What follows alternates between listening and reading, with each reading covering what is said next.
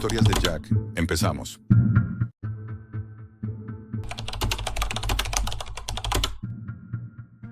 Jamás pensaría que un trago de whisky pudiera saber tanto a miedo. Tengo 52 años y hasta hace poco pensaba que era un hombre exitoso, propietario de 3 restaurantes en Madrid, un piso con vistas al retiro, inversiones en criptomonedas, trajes a medida, un reloj suizo de colección y una copa de whisky siempre a mano. Era mi pequeño ritual, mi secreto, mi excusa para soportar el ruido del mundo. Durante años creí que bebía por placer, por sofisticación, por costumbre incluso. Pero el alcohol no tiene amigos, solo esclavos que creen ser sus dueños. Aquella noche lo comprendí, aunque demasiado tarde. No podía dormir. La cabeza me zumbaba y el silencio de la casa vacía era insoportable. Mi exmujer me había llamado para recordarme, con esa voz llena de lástima, que el divorcio no me había curado de nada. Encendí el portátil, serví un vaso generoso de Glenfiddich y empecé a navegar sin rumbo, saltando de foros a artículos, de noticias a basura. No buscaba nada, o tal vez lo buscaba todo. Una distracción, una conversación, algo que llenara el hueco. Y entonces lo vi, un comentario en un hilo perdido, casi invisible, firmado por un usuario anónimo. Decía, paraíso del alcohol, solo para quienes lo entienden de verdad. Me llamó la atención. No era publicidad ni spam, era una invitación. Copié la dirección, la pegué en el navegador Tor y esperé. La pantalla se volvió negra. Luego aparecieron unas letras blancas, en una fuente austera, como si estuviera leyendo una inscripción en una tumba digital. Bienvenido al paraíso. Aquí no se juzga. Aquí el alcohol es religión. Recuerdo que sonreí. Sonaba ridículo. Pero algo en esa frase me dio curiosidad. Registrarse requería una invitación, aunque alguien había dejado un enlace activo. Entré, y entonces todo cambió. Era un foro antiguo, casi sin diseño. Fondo gris, texto blanco, sin imágenes. Pero los títulos tenían algo hipnótico. La misa del primer sorbo, el cuerpo como barril, el destilado perfecto, la resaca como renacimiento, y un subforo llamado Rituales. A medida que leía, empecé a notar un nudo en el estómago. Aquella gente no hablaba de beber por diversión, ni por tristeza, ni por adicción. Hablaban del alcohol como si fuera una forma de iluminación, una vía para escapar de lo humano. Cada palabra destilaba fanatismo y lógica al mismo tiempo. Uno escribió, el secreto está en aceptar el dolor. El cuerpo debe purificarse a través del exceso. Solo entonces el sabor se vuelve eterno. No era el típico mensaje de un borracho arrepentido. Había una estructura, una doctrina. El autor se hacía llamar Dr. Jean. En su perfil decía ser exinternista, expulsado de un hospital por razones filosóficas. Su manera de escribir era fría, científica, como si hablara de un experimento controlado. Le respondí sin pensarlo mucho, con una mezcla de sarcasmo y curiosidad. Interesante punto de vista. Yo también soy un devoto del whisky escocés. No esperaba respuesta, pero llegó en cuestión de minutos. Jack, si has llegado aquí, no es casualidad, me escribió. ¿Quieres conocer el verdadero paraíso? Me quedé mirando la pantalla. No sabía si reírme o seguirle el juego. Había bebido más de la cuenta y la idea de un paraíso del alcohol me sonaba a broma privada. Aún así, le contesté, sorpréndeme. Me envió un enlace dentro del mismo foro, protegido por una clave temporal. Lo abrí. Lo que encontré dentro no se parecía a nada. No era un foro, sino una plataforma en directo. Cámaras de baja resolución, transmisiones simultáneas, un chat lateral lleno de mensajes codificados. Hombres y mujeres de distintas edades aparecían en sus pantallas bebiendo, hablando, compartiendo rituales. Algunos usaban máscaras, otros iban a cara descubierta, siempre con la misma calma perturbadora. No eran chavales jugando a ser peligrosos, eran adultos con mirada vacía, con esa serenidad que da haber traspasado un límite. Al principio me pareció grotesco. Un tipo bebía vodka con lejía, otro mezclaba absenta con medicamentos. El chat se llenaba de aplausos digitales, frases en mayúsculas, emojis absurdos. Pero poco a poco noté algo más profundo. Todos hablaban con el mismo tono reverente, como si compartieran una fe secreta. Había jerarquías, novatos, veteranos y un grupo cerrado que se hacía llamar los purificados. El doctor Jean era su líder. Nunca mostraba su rostro. Solo se oía su voz, grave, serena, con ese acento indefinible de quien ha vivido demasiado. El miedo al dolor es lo que os mantiene sobrios, decía en una de las sesiones. Pero el verdadero bebedor abraza el deterioro. Cada trago es un paso hacia la pureza. Recuerdo que al principio me reí. Luego empecé a escucharlo de verdad. Su manera de hablar te arrastraba. No prometía placer ni olvido, sino una especie de redención a través del daño. Y eso tenía algo que me resultaba familiar.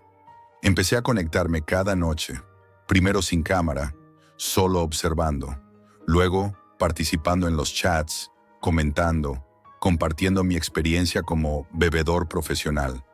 Y ellos me acogieron enseguida. Decían que los empresarios, los médicos, los intelectuales eran los mejores iniciados, porque sabían ocultar su dependencia bajo la apariencia del éxito. Y tenían razón. Con el paso de las semanas, mi vida fuera del foro empezó a desmoronarse. Me saltaba reuniones, olvidaba citas, bebía en el coche. Pero dentro del paraíso todos me comprendían. Allí nadie te pedía que dejaras de beber. Te animaban a hacerlo mejor, con más entrega, con más fe. Había incluso competiciones. ¿Quién aguantaba más sin perder el sentido? ¿Quién mezclaba sustancias más extremas? ¿Quién honraba el espíritu? Lo llamaban el camino de la pureza. Una noche, después de varias copas y un largo silencio en el chat, el doctor Jean me escribió en privado. «Has demostrado compromiso, Jack», me dijo, «pero sigues bebiendo como un mortal». «¿Qué quieres decir?», respondí. «Te escondes detrás de las marcas, de los rituales burgueses. Sigues bebiendo para soportar la vida, no para trascenderla». Aquello me picó el orgullo. Le pregunté qué proponía. «Quiero que pruebes algo que no está en el mercado. Una destilación artesanal, sin filtrar. Si la aceptas, conocerás el tercer nivel del paraíso». Le pedí que me explicara qué era. Él respondió con 3 palabras: dolor, pureza, renacimiento. Me pidió una dirección postal. Dudé. Era una locura, pero la curiosidad pudo más, o el ego, se la di. 3 días después, un mensajero dejó en mi puerta una caja negra, sin remitente. Dentro, una botella sin etiqueta, llena de un líquido amarillento. El vidrio estaba cubierto de polvo, como si llevara años guardada. Había una nota doblada, escrita con caligrafía precisa. Destilado de verdad, 96 grados, no más de 2 tragos. Prepárate. La destapé. El olor me golpeó de inmediato. No era whisky. No era nada que hubiera olido antes. Era áspero, químico, casi metálico. El tipo de olor que te dice que no deberías acercarte. Pero lo hice. Serví un trago. Al principio sentí fuego, luego vacío. El líquido me bajó por la garganta como una cuchilla caliente. Tosí, escupí, lloré. Y sin embargo, bebí el segundo. No sé por qué. Tal vez por demostrar que podía. El resto de la noche se perdió en fragmentos. Recuerdo el suelo frío contra mi cara, el sudor en la piel, el pulso desbocado. Cuando logré arrastrarme al baño y escupir, el agua del lavabo se tiñó de rojo. El sabor del hierro me hizo vomitar. No sé cómo, pero encendí el portátil. Entré al foro. El doctor Jean ya estaba en línea. «Has cruzado el umbral, Jack», me escribió. «Ahora sabes lo que es el paraíso». Y por primera vez su voz pareció más cercana, como si estuviera justo detrás de mí. Desperté con la garganta hecha ceniza y una sensación de vacío en el pecho, como si me hubieran arrancado algo de dentro. Tardé unos segundos en entender dónde estaba. El sol entraba por las rendijas de las persianas. La botella seguía en el suelo, medio vacía, y a mi alrededor flotaba un olor agrio, químico, como a plástico quemado. La cabeza me martilleaba. Intenté ponerme de pie, pero las piernas no me respondían. Me arrastré hasta la ducha y abrí el agua fría. Mientras me caía encima, noté que la piel me ardía.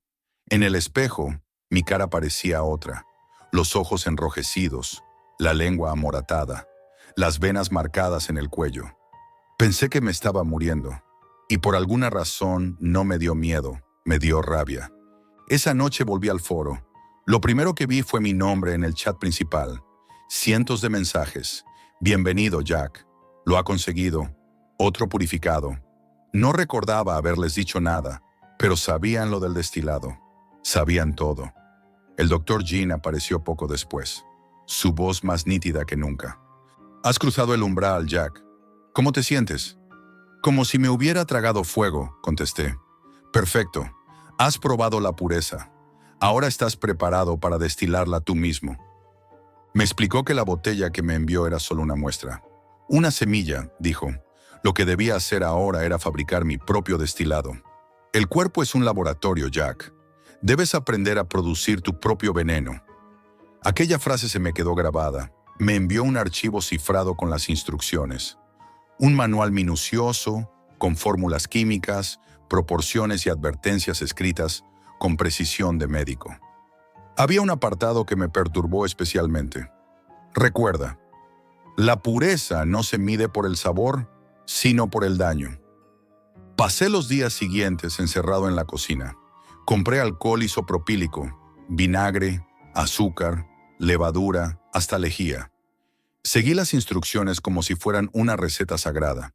Mientras destilaba, abría el foro en la tablet. Los otros miembros me animaban, me daban consejos, me observaban a través de la cámara.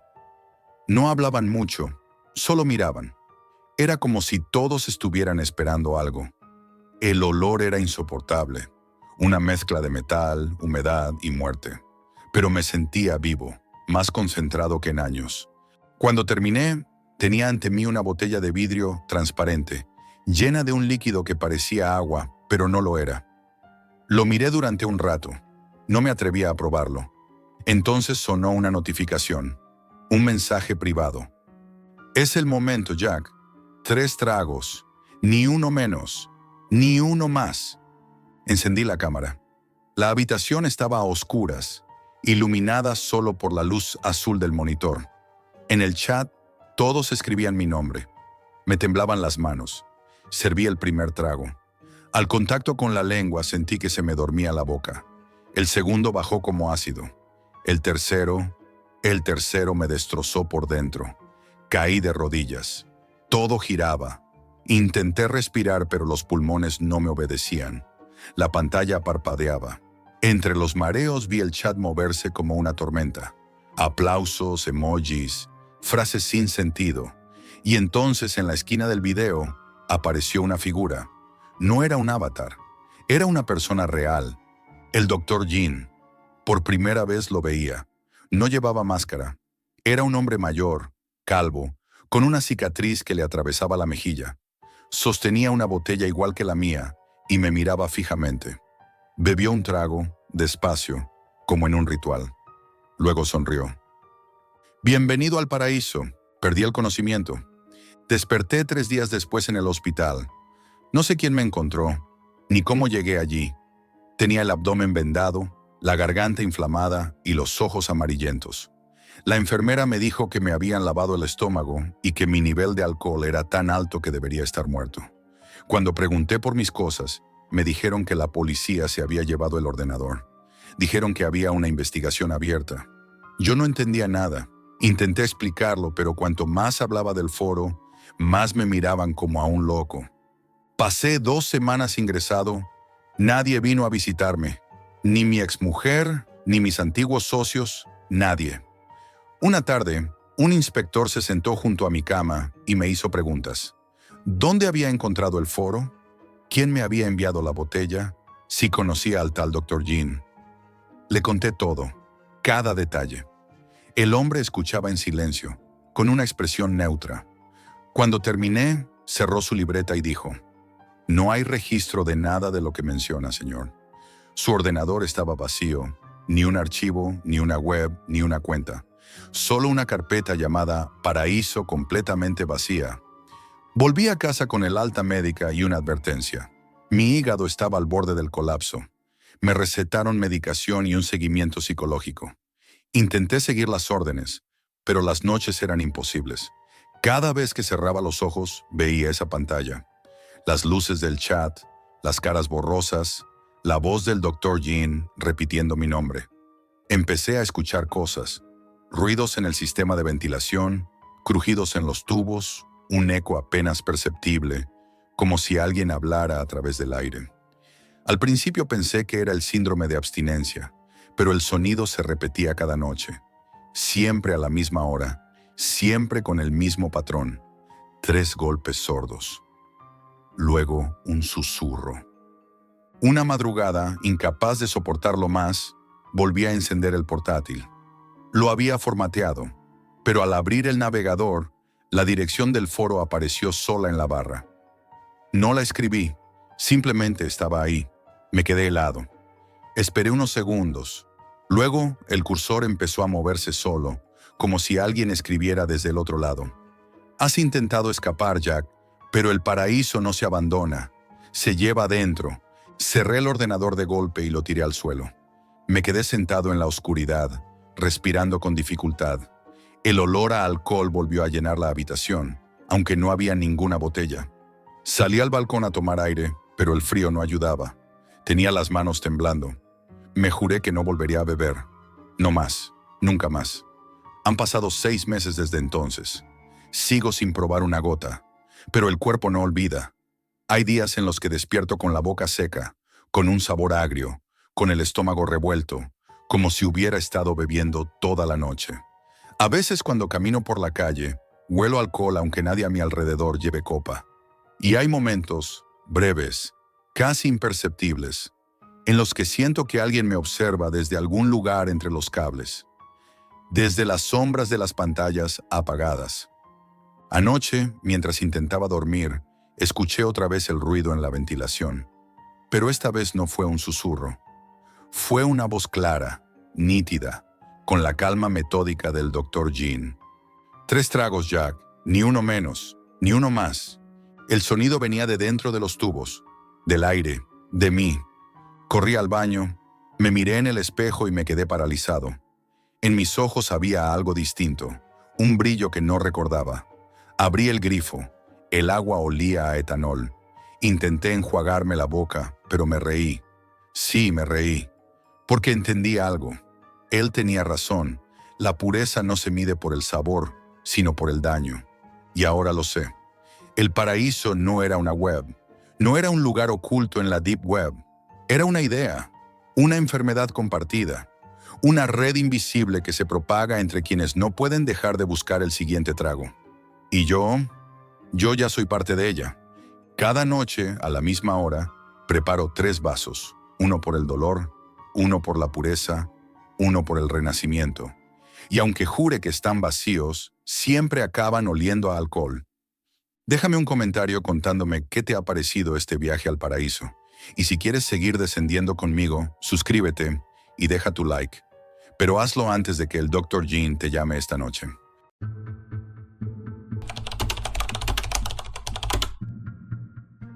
Hay cosas que nadie debería ver, y yo tengo que limpiarlas. Trabajo en lo que algunos llaman los limpiadores. No es un grupo oficial ni una empresa legal. Nadie te contrata por nombre, nadie sabe de ti. La Deep Web es mi oficina. Mi trabajo es entrar donde otros no pueden, donde la policía no llega y donde los secretos se pudren. Limpiar, dejar todo como si nada hubiera pasado. No hay glamour, no hay héroes, solo cuerpos, sangre y una sensación de que todo lo que ves va a quedarse contigo, aunque lo intentes borrar. La primera vez que recibí un encargo, no entendía del todo lo que hacía. Me enviaron un correo cifrado, con un contrato digital y una dirección física. Nadie pregunta cómo llegas a ser un limpiador. Simplemente apareces, sigues las instrucciones y desapareces. La casa estaba en un barrio muerto de Detroit, en un callejón donde ni siquiera los coches parecían querer pasar. Una casa gris, con ventanas rotas y puertas que se abrían con un chirrido que se te metía en el pecho. Dentro, todo estaba mal. Sangre por las paredes, muebles destruidos, restos de comida podrida, un olor que no se podía describir y que ni el aire acondicionado lograba disipar.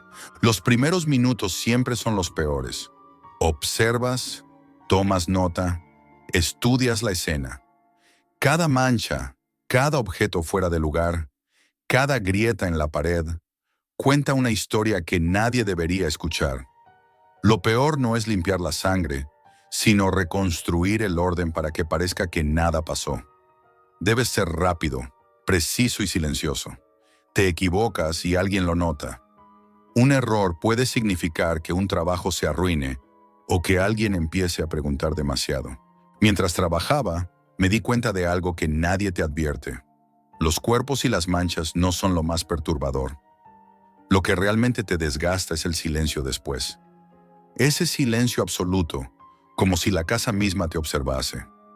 Puedes sentirlo en cada respiración, en cada paso que das sobre el suelo manchado.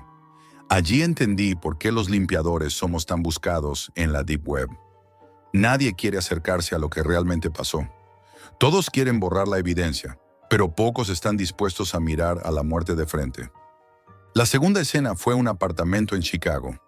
Allí no había signos de lucha, solo un cadáver tirado en el suelo, rígido, con los ojos abiertos, como si intentara decir algo que yo nunca comprendería. La cocina estaba cubierta de un líquido oscuro, pegajoso que hacía que incluso tocarlo con guantes fuera insoportable. Limpiar llevó horas. Mientras trabajaba, sentí que algo me observaba, aunque no había nadie. No era miedo a lo físico, sino una sensación de que la conciencia de lo que estaba haciendo me seguía, vigilando cada movimiento.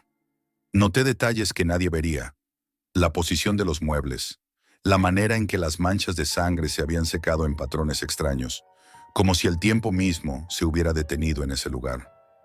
Los trabajos se vuelven más difíciles a medida que avanzas. La mente empieza a jugarte malas pasadas. Cada sonido fuera de lugar, cada puerta que cruje, hace que sientas que alguien te está siguiendo, cuando en realidad solo estás tú y tu propia sombra. Pero incluso las sombras parecen burlarse. Aprendes a ignorarlas, a concentrarte en tu tarea: limpiar, borrar, desaparecer. El encargo en Los Ángeles fue distinto. Una casa grande en las afueras de la ciudad, silenciosa y limpia, como si nadie hubiera vivido allí. Hasta que abrí la puerta del sótano. Esa puerta emanaba un olor a hierro que te paraliza. Debajo, encontré un cuerpo en un estado que hacía que mi estómago se revolviera. Y alrededor, documentos, fotos, cintas, señales de que esto no era un simple crimen. Mientras limpiaba, escuché un crujido detrás de la puerta y mi reflejo en un charco de líquido oscuro parecía moverse de manera diferente, como si tuviera vida propia. No era miedo a lo físico, sino al peso de lo que estaba haciendo.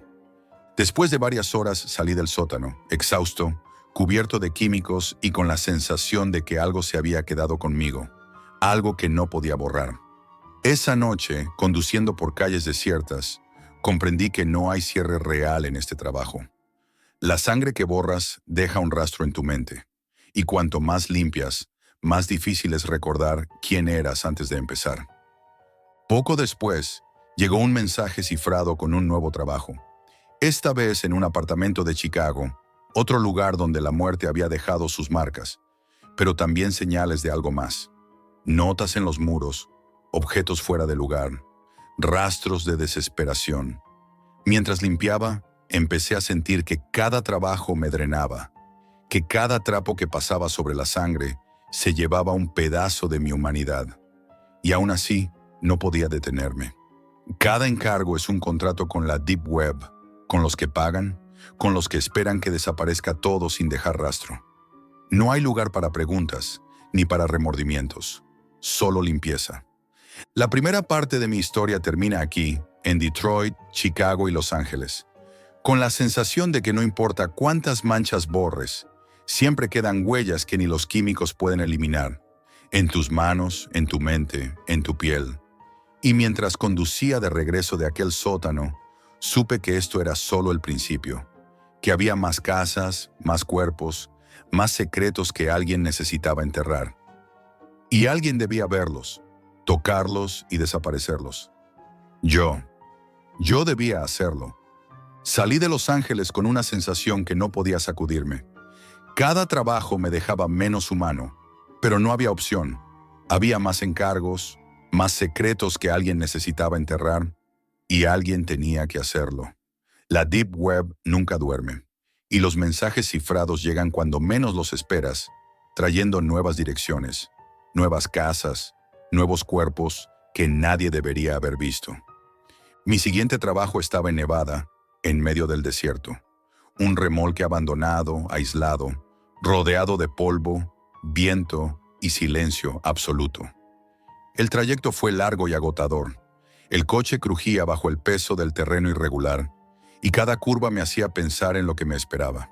Cuando entré, comprendí que esto no sería solo limpieza. Había restos de experimentos, cables colgando, químicos derramados y varios cuerpos en bolsas, algunos parcialmente cubiertos por mantas raídas. No había ruidos más que el zumbido del viento y el crujido metálico de mis propios pasos. Limpié durante horas, con la sensación constante de que alguien, en algún lugar, miraba lo que hacía. Terminé y cerré todo. Nadie debía encontrar eso. Nadie debía saberlo. Luego llegó un encargo en Manhattan, un apartamento de lujo con vistas al Hudson. El contraste era escalofriante. Paredes perfectas, muebles elegantes, y en el centro de todo, la devastación de una mente rota. No era sangre esta vez, sino mensajes garabateados por todas partes, fotos arrancadas de revistas familiares, y un diario abierto con páginas arrancadas. La víctima no estaba, solo quedaba el rastro de su presencia, un eco de desesperación. Limpiar allí fue más bien psicológico que físico. Borrar esas palabras, reorganizar los objetos, cubrir cada señal de sufrimiento, me dejó con la sensación de que cada movimiento arrancaba un pedazo de mí mismo. Más tarde recibí un trabajo que me hizo cuestionar mi cordura. Una mansión en las colinas de San Francisco. La policía no había llegado. Nadie debía acercarse. La escena era distinta. No había cuerpos, pero había algo aún más inquietante. Salas llenas de aparatos electrónicos, cables por todas partes y grabaciones de audio que registraban conversaciones privadas de las víctimas antes de morir. Debía limpiar, borrar, destruir. Cada cinta que trituraba, cada archivo que eliminaba, dejaba una marca en mi memoria. Los ecos de esas voces no desaparecen. Se meten en tu cabeza, te siguen incluso cuando cierras los ojos. Hubo otro trabajo, uno que nunca olvidaré. Una vivienda en Boston, aparentemente normal, hasta que bajé al sótano. Allí encontré un pequeño taller improvisado, manchas de sangre seca en las paredes, herramientas cuidadosamente colocadas y un cuerpo cubierto parcialmente por una lona, sucia. Mientras limpiaba, me di cuenta de que cada movimiento debía ser perfecto. Cada gota de sangre que eliminaba debía desaparecer sin dejar rastro. Sentí el peso de todo lo que había sucedido en ese lugar, y mientras lo hacía, escuché un leve crujido. No había nadie más, pero mi mente jugaba con cada sonido. Limpié, empaqué y salí, dejando todo como si nada hubiera pasado, pero con la certeza de que cada escena que tocaba dejaba un fragmento de mí atrás. A medida que avanzaba, los trabajos se volvieron más complicados. A veces eran casas grandes, otras apartamentos pequeños, algunas veces cuerpos recientes, otras escenas que habían estado meses sin tocar.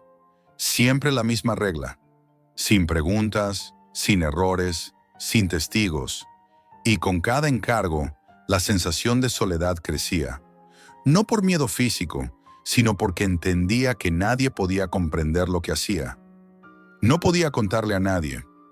La Deep Web es eficiente para contratar y pagar, pero no para ofrecer consuelo. Una de las tareas más extrañas llegó desde Houston. Un sótano inundado por completo, restos de muebles flotando, manchas de sangre apenas visibles bajo el agua estancada.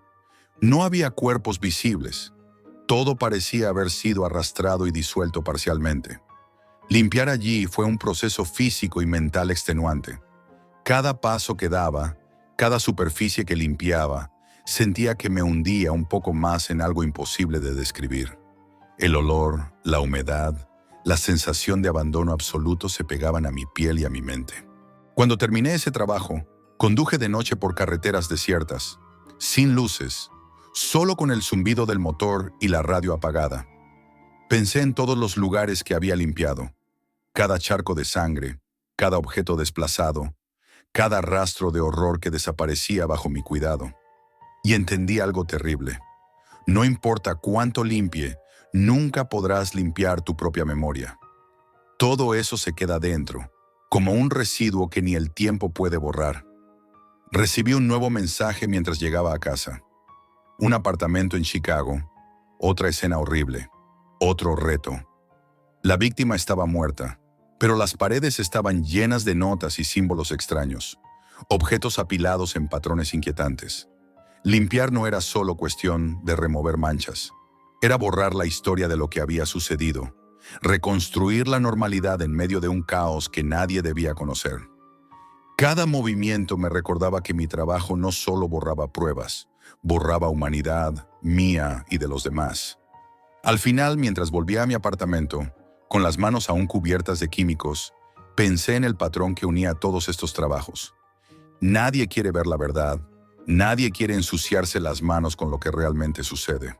Y aquí estoy yo, viéndolo todo, tocándolo todo, borrándolo todo. Los limpiadores no somos héroes, no somos legales, somos los que cargamos con los secretos de los demás. Y cada vez que borramos una escena, un pedazo de nuestra propia humanidad se queda allí, entre la sangre seca y el silencio que nadie escucha.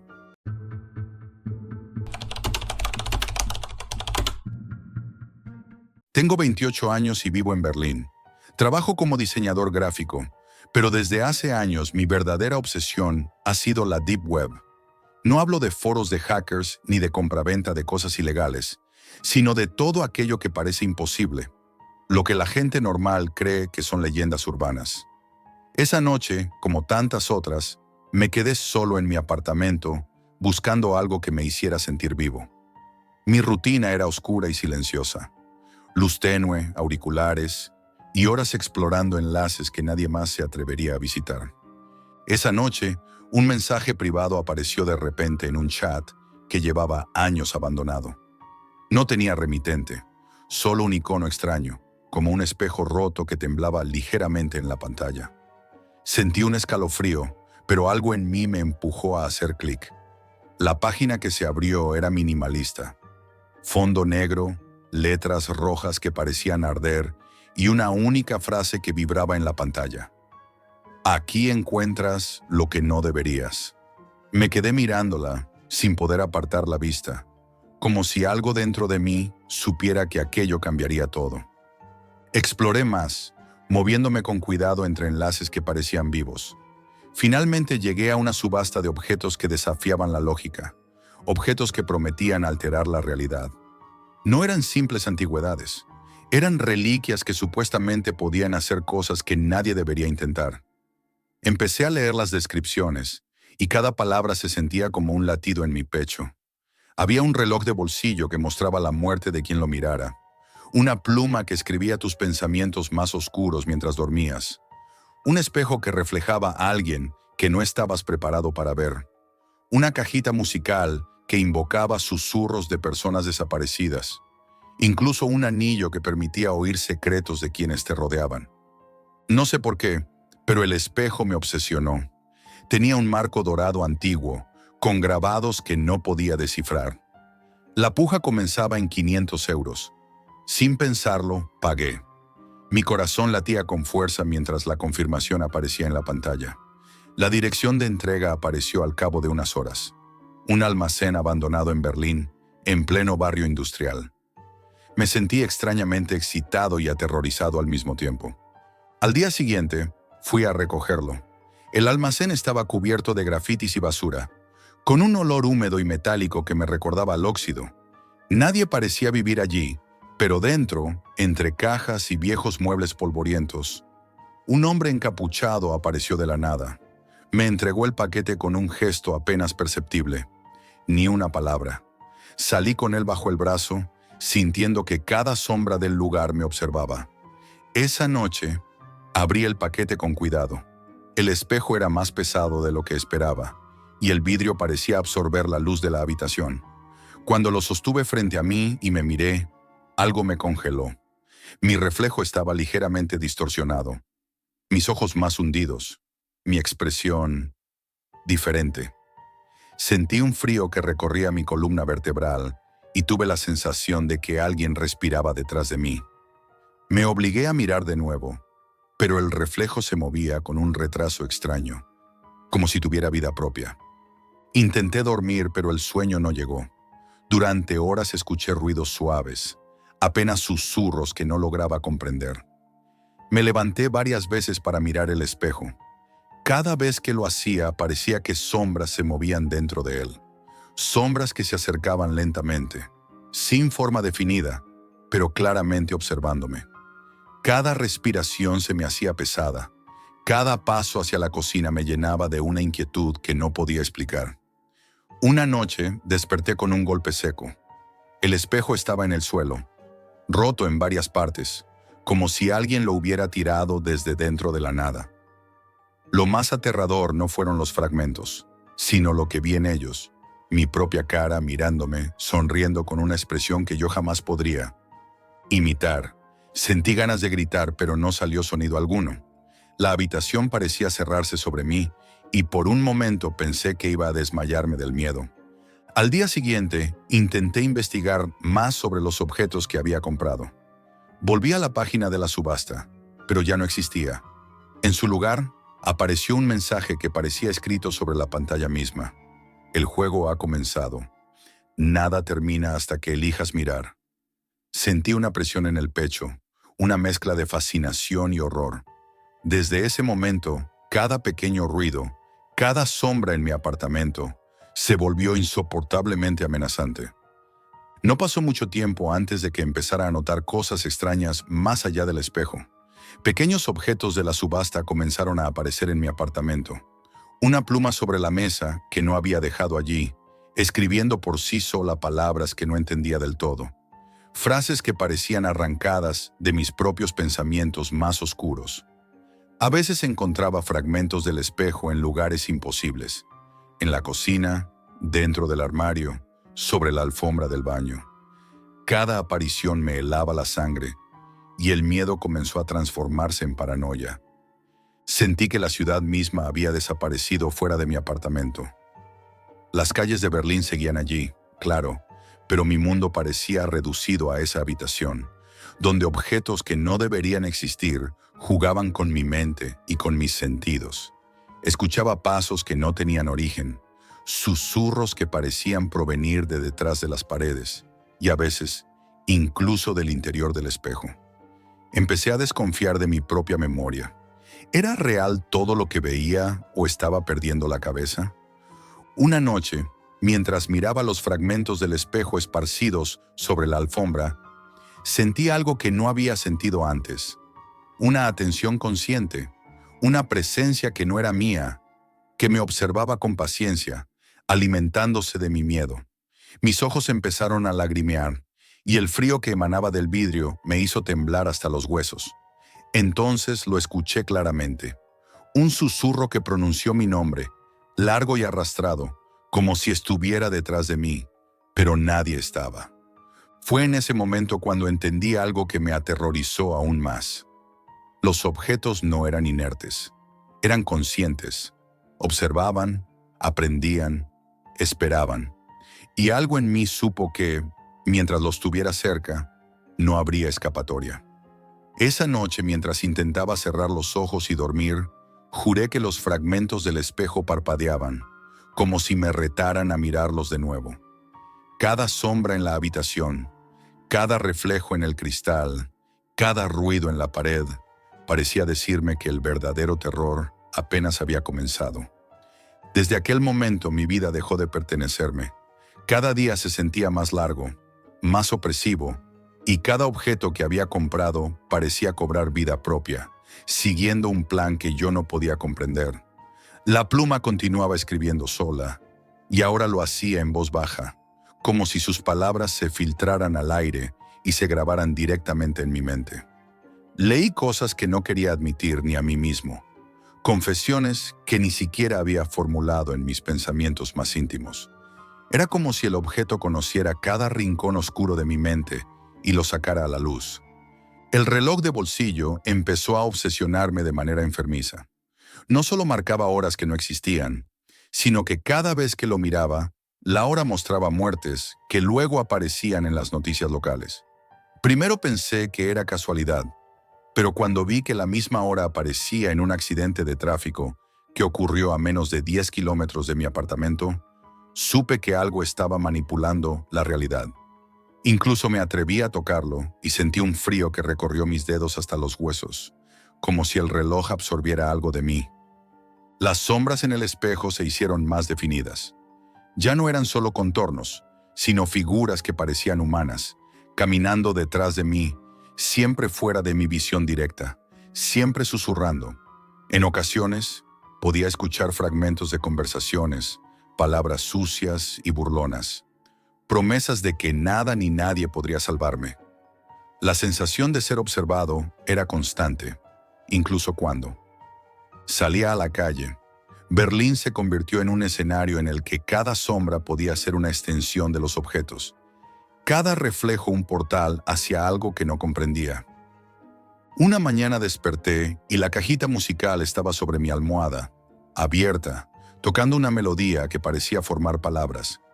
Escuché claramente mi nombre y direcciones que no conocía, lugares que nunca había visitado. Era como si intentara atraerme hacia algo o hacia alguien, y la sensación de peligro era inmediata. Cada intento de deshacerme de los objetos era inútil. Los tiraba, los enterraba, los bloqueaba, y al despertar volvían a aparecer intactos y activos. Los objetos empezaron a interactuar entre sí. La pluma escribía en combinación con la cajita musical, creando mensajes completos que no entendía al principio, pero que luego revelaban secretos sobre personas cercanas a mí. Incluso mis vecinos empezaron a comportarse de manera extraña. Hablaban de cosas que yo nunca había dicho en voz alta y se detenían en sus miradas cuando me cruzaban, como si supieran que algo en mí había cambiado. Una tarde, mientras intentaba concentrarme en mi trabajo, el anillo apareció sobre mi teclado.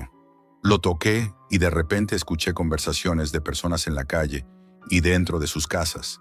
Secretos oscuros, miedos que no deberían haber sido míos. Cada palabra me hacía sentir que mi propia cordura se resquebrajaba. Empecé a sentir que no solo los objetos me controlaban, sino que habían extendido su influencia a todo lo que me rodeaba. Esa noche el espejo, intacto aunque con varios fragmentos del primero, pegados torpemente con cinta, me mostró algo que me hizo temblar hasta los huesos. Mi reflejo no estaba solo. Detrás de mí había una figura alta, delgada, cubierta por sombras, con ojos que brillaban con un rojo intenso. La figura se movía lentamente, y en cada parpadeo parecía acercarse más a mí. Traté de mirar hacia atrás, pero no había nadie en la habitación.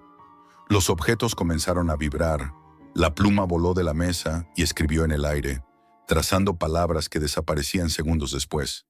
«Ven, es tu turno». Desesperado, intenté llamar a alguien, pero mi teléfono solo mostraba mensajes que yo no había escrito. Fotos mías durmiendo, mirando los objetos, y textos que decían, «Ya no hay escapatoria». Comencé a sentir que el aire en el apartamento se volvía más pesado, como si todo el espacio estuviera saturado de una presencia que me observaba constantemente.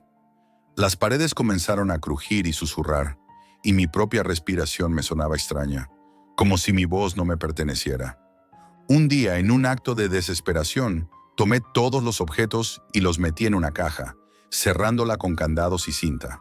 Esa noche, mientras dormía, escuché un golpe seco y luego el sonido de cristal rompiéndose.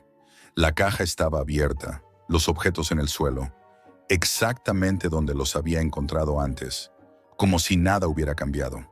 El espejo se inclinó levemente hacia mí y por un instante, Juré que su reflejo me sonrió con la misma expresión que vi en los fragmentos rotos semanas atrás. Con el tiempo, perdí el sentido de las horas y los días.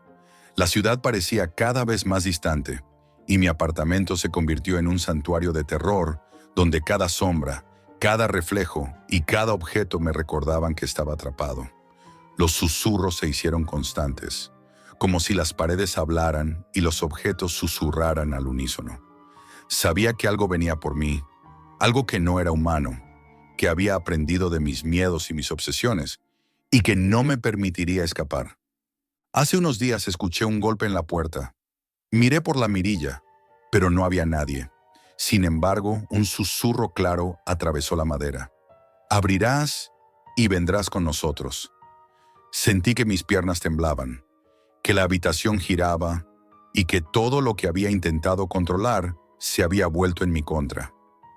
Ahora vivo rodeado de objetos que susurran y observan, en un espacio donde la luz nunca alcanza del todo. Cada sombra, cada reflejo y cada objeto son amenazas vivas. Sé que pronto vendrán por mí. Nunca pensé que un clic podría cambiar mi vida, hasta que ocurrió. Y ahora sé que lo que comenzó como curiosidad se ha convertido en condena, en una prisión hecha de cristal, papel y metal, donde cada objeto espera paciente, alimentándose de mi miedo, hasta que llegue el momento de arrastrarme a un mundo que no entiendo y del que probablemente no volveré.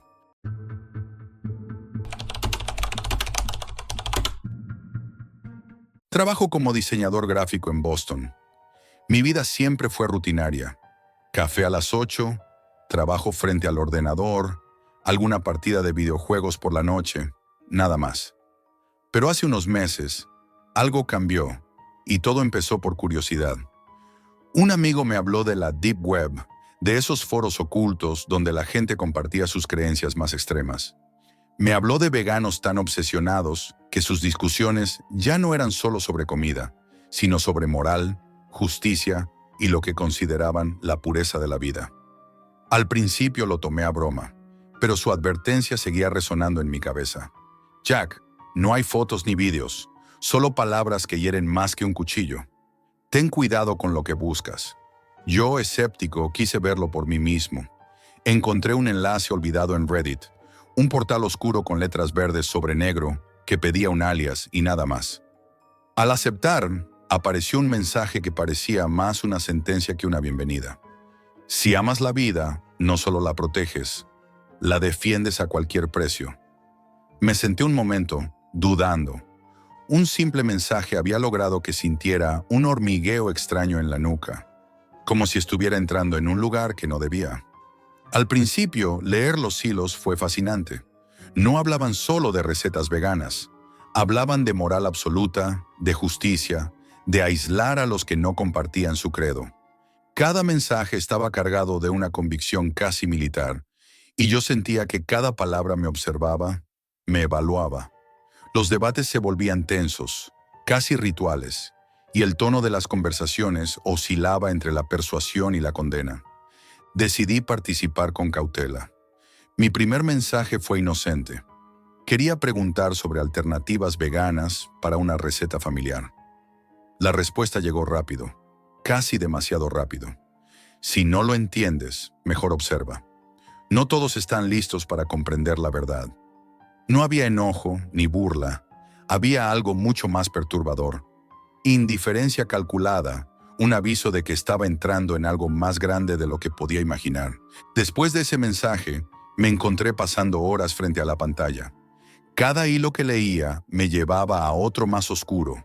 Había discusiones sobre cómo convencer a otros de dejar la carne, estrategias para presionar a amigos o compañeros de trabajo, debates sobre moral que rayaban en lo obsesivo.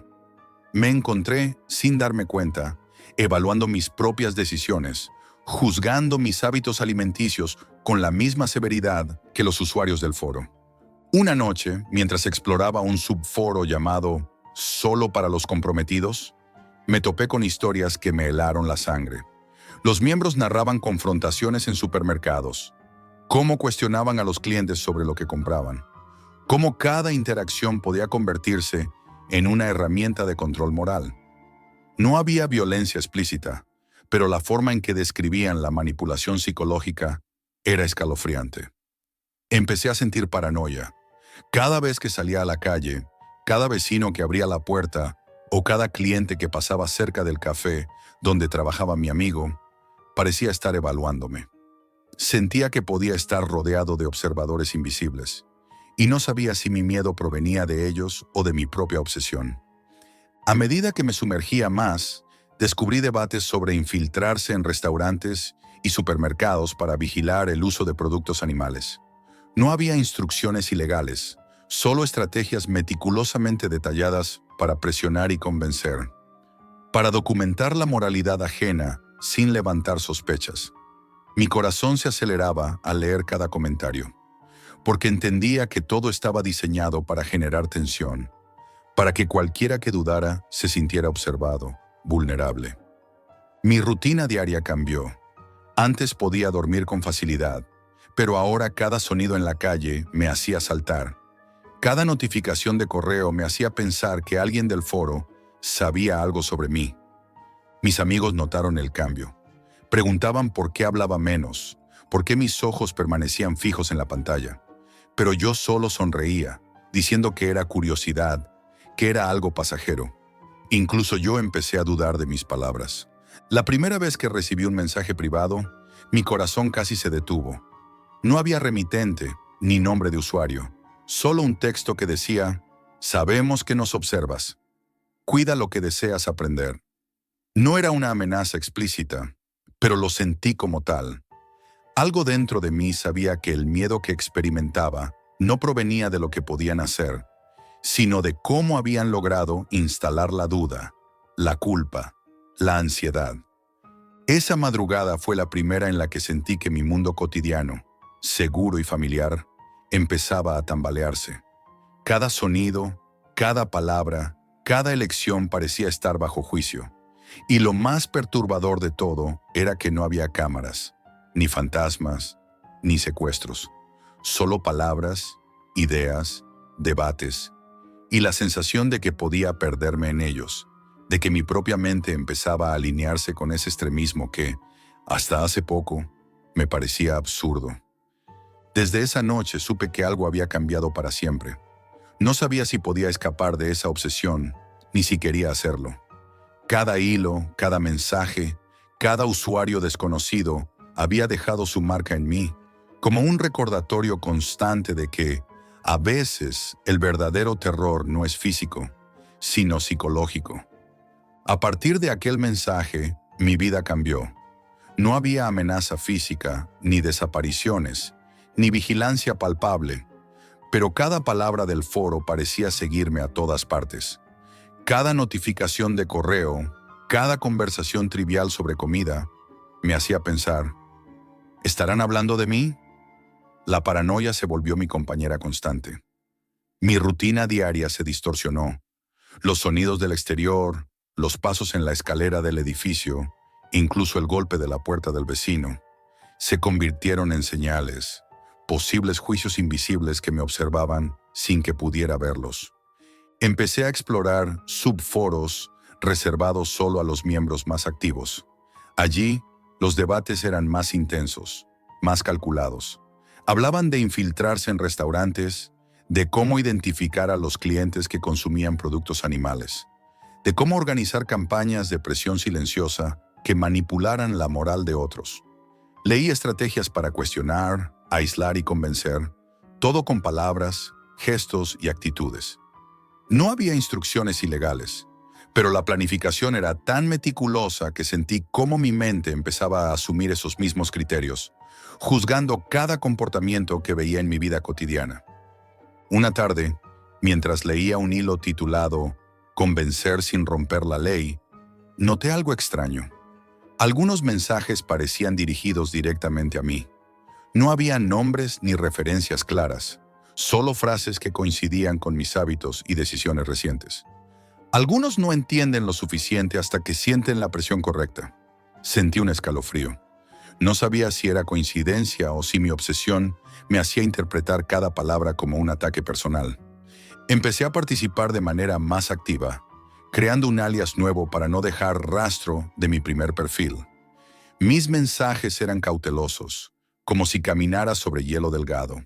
Hablaba de recetas, de hábitos de alimentación, de mis propias dudas sobre la moralidad de mis decisiones, y recibía respuestas que mezclaban guía con juicio implícito. Cada frase era un tirón sutil, como si poco a poco me arrastraran hacia un estándar que no podía cumplir. Con el tiempo, el foro se convirtió en un espejo oscuro donde veía reflejadas mis propias inseguridades. Leí historias de usuarios que habían transformado sus vidas, que habían cambiado a amigos y familiares a través de la manipulación psicológica y la presión constante. No había violencia explícita, pero la intensidad con la que describían sus acciones me hacía estremecer.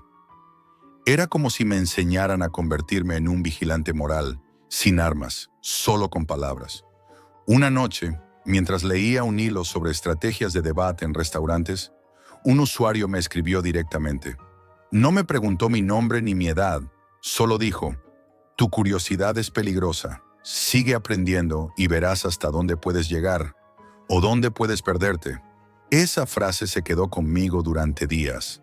No era una amenaza física, pero sí un recordatorio de que estaba jugando con fuego invisible y que mis propios límites ya no estaban claros. Mis amigos notaron el cambio. Dejé de ir a reuniones, evitaba conversaciones sobre comida, me aislaba, incluso al trabajar, sentía que cada decisión podía ser juzgada, cada error observado.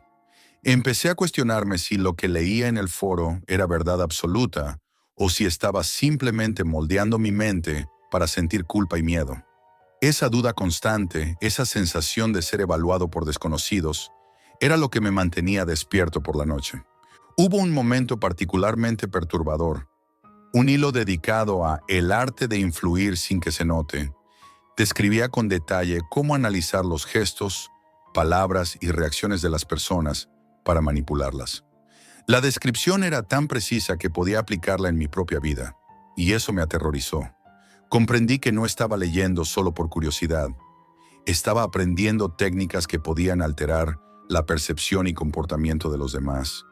Y esa idea me hizo sentir responsable incluso por pensamientos que nunca había tenido. A veces, mientras caminaba por la calle, me encontraba evaluando a la gente como lo hacían en el foro. Pensaba en quién podría resistirse a la presión, quién podría ceder, y luego me daba cuenta de que estaba imitando los patrones de un grupo que no conocía, que jamás había visto en persona. La línea entre mi moral y la de ellos se volvía borrosa. Cada hilo, cada mensaje, cada interacción anónima me empujaba más hacia un abismo psicológico que no podía medir. El miedo se convirtió en rutina. No era un miedo a la violencia ni al daño físico. Era un terror silencioso, constante, que me recordaba que podía perder mi propia perspectiva, que podía dejarme absorber por la moral de otros. La sensación de ser juzgado por un grupo invisible en la Deep Web se convirtió en una sombra que me acompañaba cada hora del día. Hoy, si alguien menciona foros en línea o veganos extremos, siento un escalofrío que recorre mi espalda. Sé que esas comunidades existen y que en algún rincón oscuro de la red siguen esperando que alguien como yo haga clic. Nunca pensé que un simple clic pudiera cambiar la forma en que miro el mundo, pero lo hizo, y todavía siento sus palabras resonando en mi mente, como un eco que no se detiene.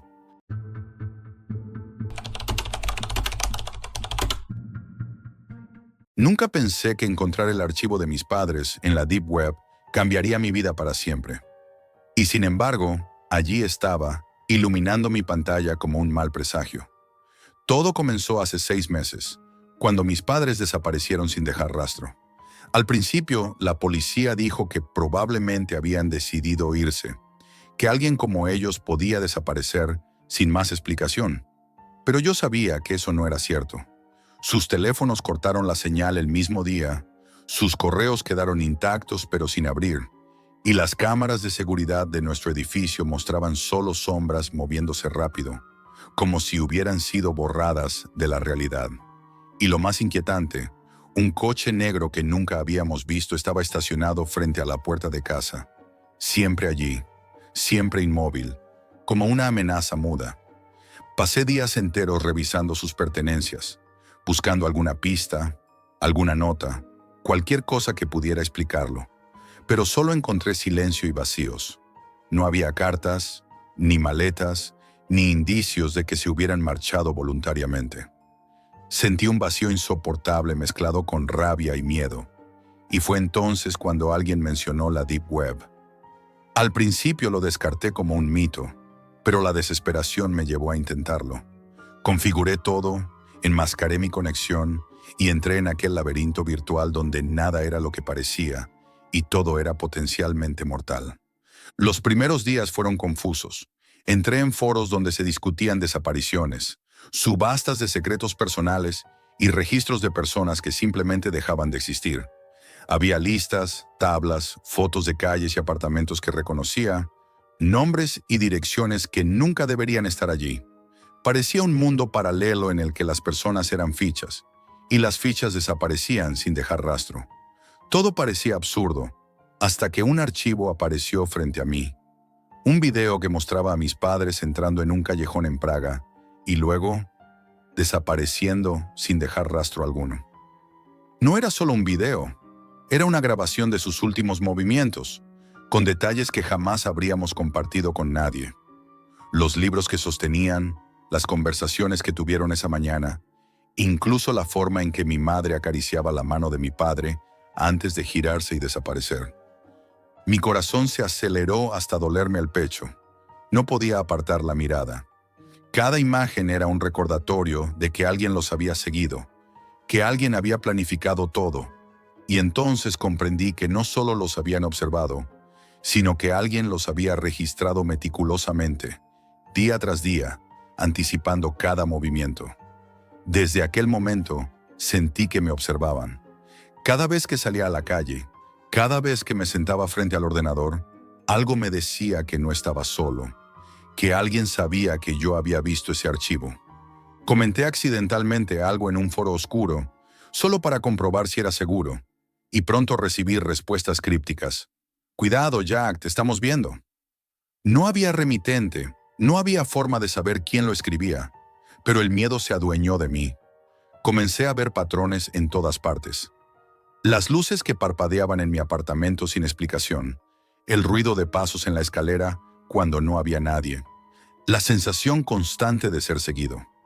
Revisé las cámaras públicas de Praga y noté algo imposible. El coche negro aparecía en distintos lugares, siempre de manera sutil, nunca acercándose, pero siempre presente, como si me recordara que alguien estaba vigilando cada movimiento.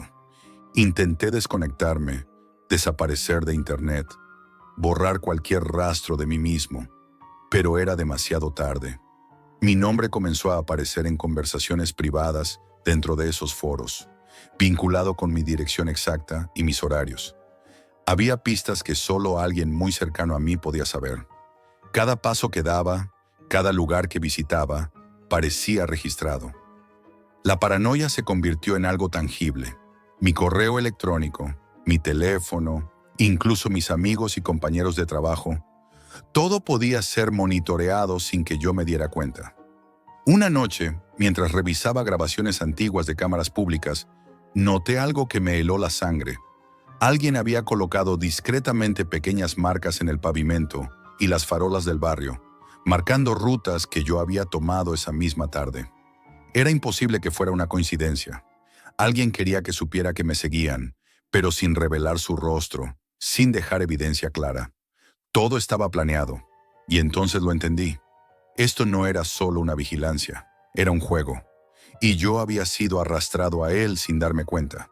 Intenté buscar pistas en otros lugares de la Deep Web y encontré hilos que mencionaban a personas desaparecidas bajo circunstancias idénticas a las de mis padres. Algunas eran simples desapariciones, otras involucraban grabaciones, seguimientos y amenazas implícitas. Cada hilo llevaba a otro, más profundo y más oscuro, hasta que descubrí un mensaje directo para mí. No mires más si quieres sobrevivir, Jack. No había firma, solo la advertencia, y aún así no pude detenerme. Y entonces ocurrió algo que me hizo comprender que no había vuelta atrás. Al regresar a casa, una madrugada, vi de nuevo el coche negro frente al edificio. Estaba exactamente donde lo había visto antes, pero esa noche parecía esperar, inmóvil y silencioso, como si midiera mi miedo. Su sola presencia me recordó que ya no estaba solo, que todo lo que hacía era observado, que cualquier movimiento podía tener consecuencias que aún no podía imaginar. Desde esa noche, todo cambió. Cada sonido, cada sombra, cada desconocido que pasaba frente a mí era una amenaza potencial. No sabía si la policía podría ayudarme. No sabía si alguien más entendía lo que estaba ocurriendo. Lo único que sabía con certeza es que alguien había convertido mi vida en un tablero de juego y que yo, sin haberlo pedido, estaba atrapado en él. Cada vez que encendía mi ordenador, sentía que alguien más lo hacía también. Cada vez que caminaba por las calles de Praga, sentía la mirada invisible de quien planificó todo. Y aún así no podía dejar de buscar, porque abandonar la búsqueda significaría rendirse. Y rendirse era aceptar que mis padres se habían perdido para siempre, en ese mundo oscuro y silencioso de la Deep Web. Desde la noche en que vi el coche negro frente a mi edificio, nada volvió a ser igual. Cada intento de huir de mi rutina era inútil. Las luces de mi apartamento parpadeaban sin explicación. El teléfono sonaba con llamadas silenciosas que colgaban antes de que pudiera contestar. Y pequeñas señales comenzaron a aparecer por todas partes. Una nota pegada en la puerta de mi buzón sin remitente. Objetos fuera de lugar en la cocina. Y la sensación constante de que alguien había estado en mi habitación mientras dormía. La paranoia dejó de ser una emoción. Se convirtió en la única señal de que aún estaba vivo. Intenté buscar ayuda, pero nadie quería involucrarse. Aquellos que alguna vez participaron en los foros oscuros desaparecían con rapidez, y los que hablaban demasiado desaparecían primero. Incluso un hacker que intentó ayudarme desapareció de internet y su apartamento fue encontrado vacío, como si nunca hubiera existido. Su computadora permanecía encendida, mostrando un cursor parpadeante, un recordatorio silencioso de que alguien más lo había observado todo. Una madrugada, mientras revisaba archivos antiguos que había descargado de los foros, apareció un nuevo video que no había visto antes. Era en primera persona, grabado desde la altura de mis ojos. Alguien caminaba por mi apartamento, registrando cada detalle, cada movimiento que había hecho esa misma mañana. Vi mi taza de café sobre la mesa, mis llaves colgadas en el perchero, incluso la forma en que me movía entre la habitación y la puerta. Mi respiración se detuvo. No podía ser coincidencia. Alguien había estado dentro de mi apartamento sin que yo lo supiera. Cada movimiento estaba registrado. El miedo se transformó en terror absoluto. No podía dormir, no podía comer, y la sensación de ser observado se volvió abrumadora. Comencé a caminar por las calles de Praga en la noche, buscando pistas, tratando de encontrar algo que explicara lo inexplicable. Cada callejón parecía idéntico a los que había visto en los videos de mis padres. Cada sombra parecía moverse de forma sospechosa, y siempre, a lo lejos, aparecía la silueta del coche negro. Nunca se acercaba, nunca aceleraba, solo estaba allí, recordándome que no estaba solo. Un día, mientras revisaba los foros, encontré un hilo que mencionaba mi nombre. No estaba seguro de si era una trampa, pero no podía ignorarlo. Al abrirlo, descubrí un mensaje perturbador. Sabemos dónde estás. Sabemos lo que has visto. No te atrevas a desconectarte, Jack. Más abajo, enlaces a varios videos de mis padres, grabados en diferentes momentos, aparecían uno tras otro. Los vi caminando por la ciudad, entrando en tiendas, hablando con desconocidos. Cada video era más detallado que el anterior, y cada uno terminaba con ellos desapareciendo, como si alguien los estuviera borrando de la vida de todos, no solo de la mía. Intenté desaparecer de la red, borrar mi rastro, cambiar mi rutina, pero todo fue en vano. Incluso los lugares donde creía estar seguro estaban conectados, observados. Una tarde, en un café donde solía escribir, sentí un golpe en la espalda. Me giré, pero no había nadie, solo un pequeño papel sobre la mesa que no estaba allí antes. Lo abrí con manos temblorosas. Solo decía, «Te estamos viendo, Jack». No mires atrás. Fue entonces cuando comprendí que este juego no era solo sobre mis padres ni sobre mí. Era una demostración de poder, un experimento cruel en el que todos éramos peones. Cada noche era peor que la anterior. Los sonidos del exterior se mezclaban con los del interior, y a veces escuchaba pasos en el pasillo, aunque vivía solo. Un día, al revisar nuevamente los videos de los foros, encontré algo que no podía explicar. Un video de mí mismo durmiendo. No había cámaras en mi dormitorio. No había forma de que alguien pudiera grabarme sin que yo lo supiera. Cada detalle estaba allí. Mis movimientos mientras dormía, mis manos temblando, mi respiración irregular. No había dudas. Estaba siendo seguido en cada momento, observado como mis padres antes que yo. Intenté confrontar la situación, tratando de entender quién estaba detrás de todo, pero los foros eran un laberinto de pistas falsas, nombres cambiantes y desapariciones repentinas. Cada intento de trazar un patrón se convertía en un callejón sin salida. Sin embargo, una cosa era clara. Alguien estaba jugando conmigo, y mis padres habían sido las primeras piezas de ese juego. A veces cierro los ojos y veo sus caras. Mi madre sonriendo, mi padre advirtiéndome de algo que yo no entendía a tiempo. Me pregunto si algún día los encontraré, o si ellos son solo un eco en este mundo oscuro que habita en la Deep Web. Cada sonido de la ciudad me recuerda su ausencia. Cada sombra que cruza mi apartamento parece burlarse de mi impotencia. Lo único que sé con certeza es esto. Si alguna vez decides entrar en este mundo, asegúrate de que nadie sepa que estás allí, porque ellos siempre saben quién mira, incluso antes de que tú lo sepas. Y entonces, una noche, mientras revisaba los foros por última vez, apareció un mensaje que me heló la sangre. Nos vemos pronto, Jack. Supe que ya no había escape, y mientras el cursor parpadeaba en la pantalla, escuché el ruido de pasos detrás de mí, lentos, calculados, inevitables. La puerta de mi apartamento crujió y comprendí que el juego finalmente había llegado a mí. Esto es todo por hoy, amigos, y recuerden, la realidad siempre supera a la ficción.